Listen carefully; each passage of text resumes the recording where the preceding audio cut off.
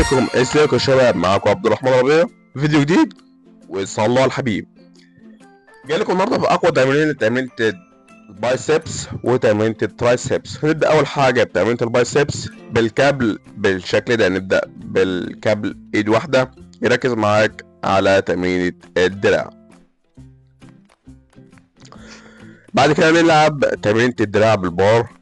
كوعك هتثبته على الحيطة وتركز عشان نركز تركيز كامل على تمرينة الدراع في تمرينة البايسبس بالشكل ده، وتلعب تكنيك صح وتفرد وتنزل أداء صحيح بالشكل ده.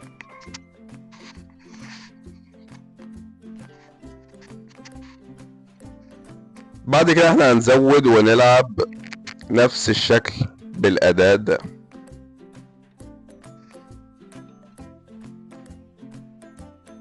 تفرد فوق كوعك يكون لازق في الحيطة.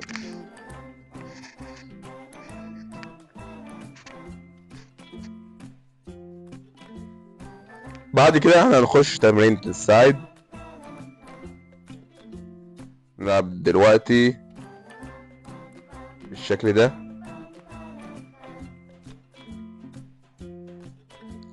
نلعبها بالبار بوزن 20 كيلو.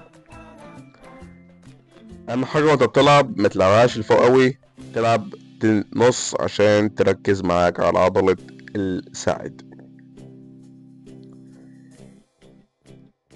صلوا على الحبيب وكملوا الفيديو.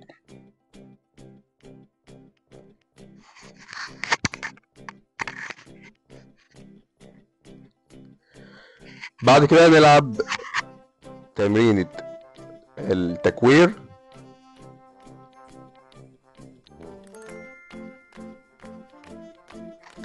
بعد كده نلعب تمرينة التكوير بالوزن اللي مناسبك. انا بلعب بوزن 15 كيلو في الناحيتين، يعني 30 كيلو. تلعب مدى حركي كامل وتنزل وتطلع بالشكل ده. دي تمرينة للتكوير بالشكل ده.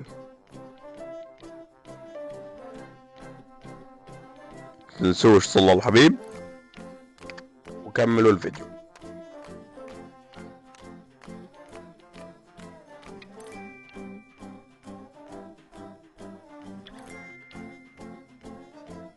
بعد كده احنا هنزود الوزن في اخر مجموعة.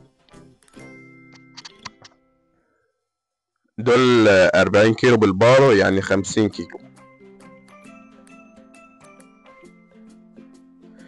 نجيب في المجموعة دي 8 عدات مدى الحركي كامل بالشكل ده.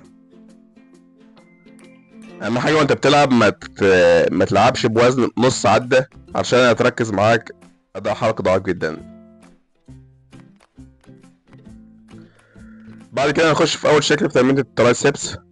هتسند ظهرك في الجهاز بالشكل ده وتلعب بالماسكة التمانية او بالحبل. لو الماسكة التمانية مش موجودة او حد شغال بيها، تلعب ماسكة التمانية بالشكل ده وتفرد للاخر عشان تركز معاك على الترايسبس الداخلية بالشكل ده.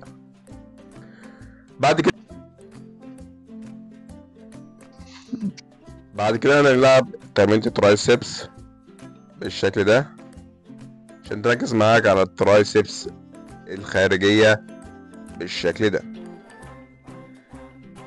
نجيب 8 عدات وبعد كده هنلعب بالبار على الدكة بالشكل ده. اهم حاجة وانت بتنزل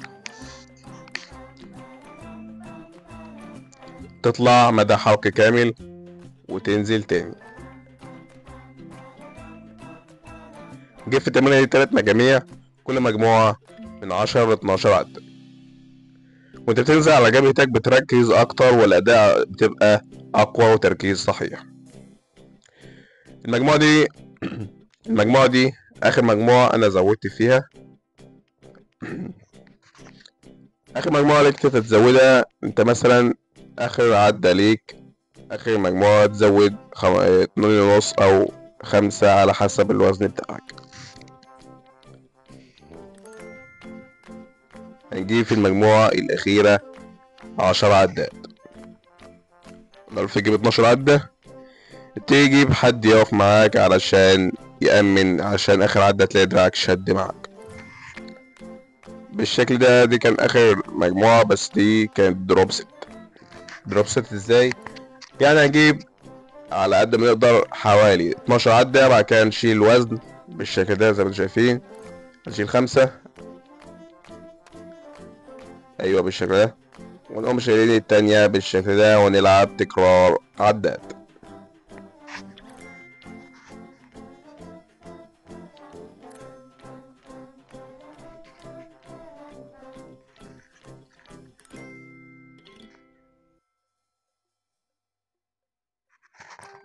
بالشكل ده.